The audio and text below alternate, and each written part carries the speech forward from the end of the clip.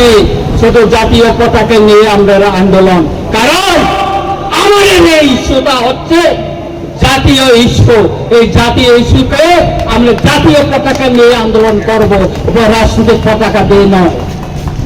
আমাদের মহারাজা বলেছিল পুরা জাতি ওলপাতি, সেই জন্য আমাদের জাতিকে আজ রক্ষা করতে হবে পয়লা, তারপর পার্টি।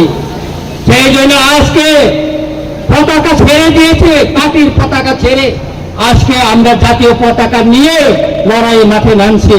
অনেকে হয়তো প্রশ্ন করতে পারে রঞ্জিত দেববর্মা ত্রিপুরা মঠার এমএলএ, উনি কিভাবে পতাকার বাইরে ত্রিপুরা মঠার বাইরে হয়ে গেল? না, আমি আজকে এখানে ত্রিপুরা মঠার এমএলএ হিসেবে আসেনি, আমি সাধারণ জনগণ হিসাবে, জনপ্রতিনিধি হিসাবে আমি এখানে এসেছি।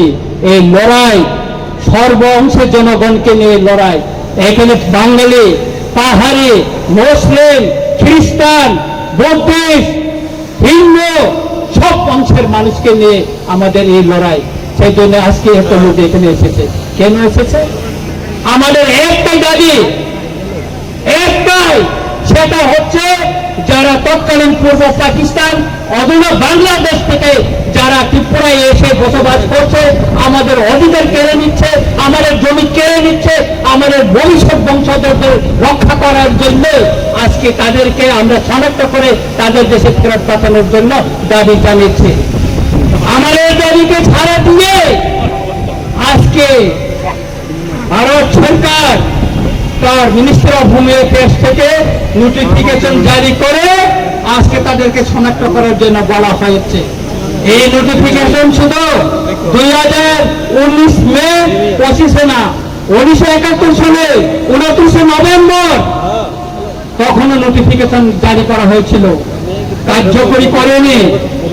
তখন রাজনৈতিক দলের আওয়াজ তুলেনি, কোন সুদীন সোসাইটি আওয়াজ তুলেনি কার্য করার জন্য। 2017 বামফ্রন্ট শাসনে এই নোটিফিকেশন জারি করা হয়েছিল, কিন্তু তখন এতে লুকিয়ে রাখা হয়েছিল, কাউকে জানতে দেয়নি। তারপর 2021-এ এখানে বিজেপি এর সরকার আসার পরও 2021-এও নোটিফিকেশন জারি করা হয়েছে মিনিস্টার অফ হোম অ্যাফেয়ার্স থেকে, কিন্তু এটাকে লুকিয়ে রাখা হয়েছে।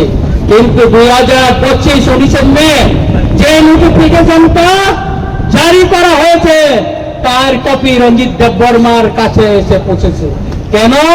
রঞ্জিত দেববর্মা চিঠি লিখেছে মিনিস্টার অফ হোম অ্যাফেয়ার্সকে, সেই জন্য এসেছে, সেই জন্য জনগণ জানতে পেরেছে এবং জনগণকে নিয়ে আমরা মাঠে নেমে পড়েছি।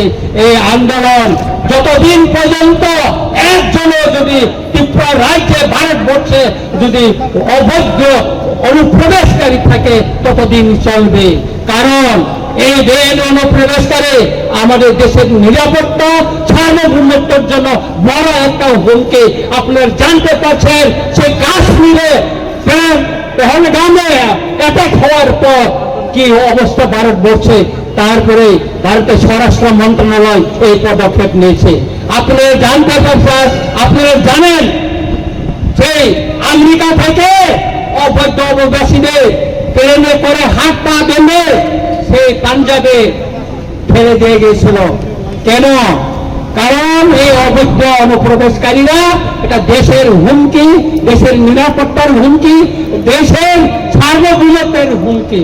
সুতরাং আমি সবাইকে অনুরোধ করব যে আজকে এই আন্দোলন, এই র্যালি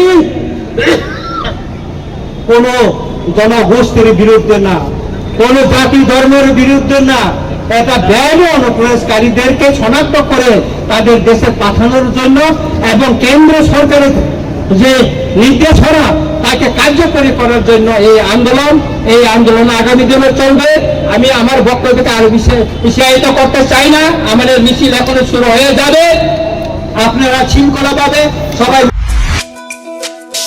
তুমি আছো রান্নাঘরে, তাই সুগন্ধে ভরে, যা খুশি তেমনই খাই, তোমার জাদুর রান্নায় থাকে শুধু লং তরাই, থাকে শুধু লং তরাই। কত কেজি রান্না হয়, মন তাই করছো জয়, ভালোবেসে বলছি তাই, রান্নায় তোমাকে চাই চাই শুধু লং তরাই চাই শুধু লং তরাই লং তরাই গুঁড়ো মশলা রান্নায় তোমাকে চাই চাই শুধু লং তরাই